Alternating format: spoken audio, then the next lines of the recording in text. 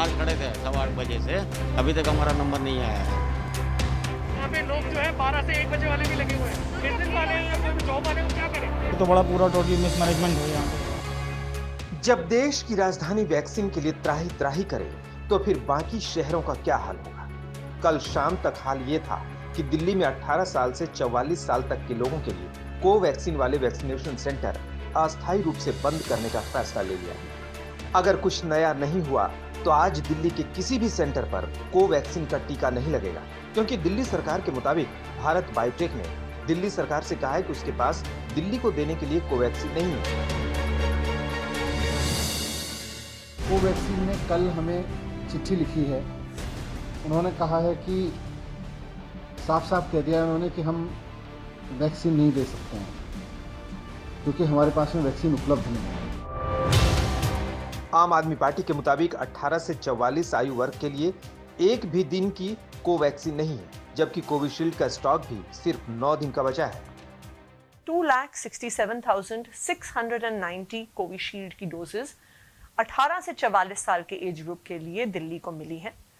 तो इसके साथ अभी तक जो टोटल स्टॉक वैक्सीन का दिल्ली को मिला है for the age group of 18 to 44 वो पहुंच गया है 8,17,000 पे, जिसमें से 3,82,000 3,82,000 यूज हो चुका है और 4,35,000 अगले कुछ दिनों की वैक्सीनेशन के लिए बचा हुआ है।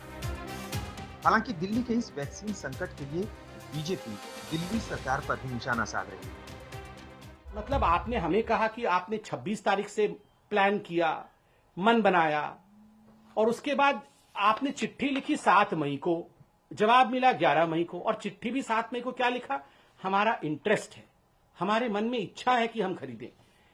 इच्छा से नहीं होती है, नेगोशिएशन के कुछ फंडे होते हैं। मुझे कष्ट हो रहा है ये कहते हुए।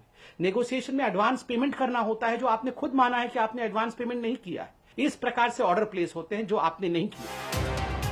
दूसरे राज्यों का हाल भी बुरा है। महाराष्ट्र में 18 से 44 साल की उम्र के लोगों का टीकाकरण रोका गया है। महाराष्ट्र सरकार के मुताबिक 45 प्लस के लोग उनकी प्राथमिकता है, क्योंकि उन्हें दूसरी डोज देने की जरूरत है, क्योंकि समय पर दूसरी डोज जरूरी है। चाहे कोवैक्सीन हो या कोविशील्ड, सारी वैक्सीन अब 45 प्लस के लिए डाइवर्ट कर दी गई है।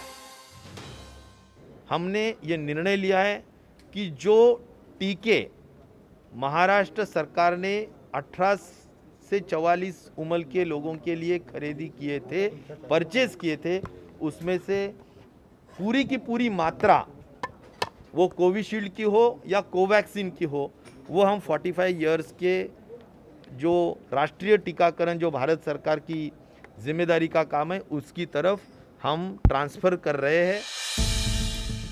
उधर राजस्थान की राजधानी जयपुर का हाल भी बुरा है। जयपुर में कल वैक्सीन खत्म होने से टीकाकरण बंद करना पड़ा। अगर आज वैक्सीन नहीं आई तो जयपुर में वैक्सीनेशन नहीं होगा। वैक्सीन को लेकर मचे इस हाहाकार और विपक्ष के हमलों के बीच केंद्रीय स्वास्थ्य मंत्री डॉक्टर हर्षवर्धन का कहना है कि भारत में टीकाकरण की प्रक्रिया दुनिया में सबसे तेज है।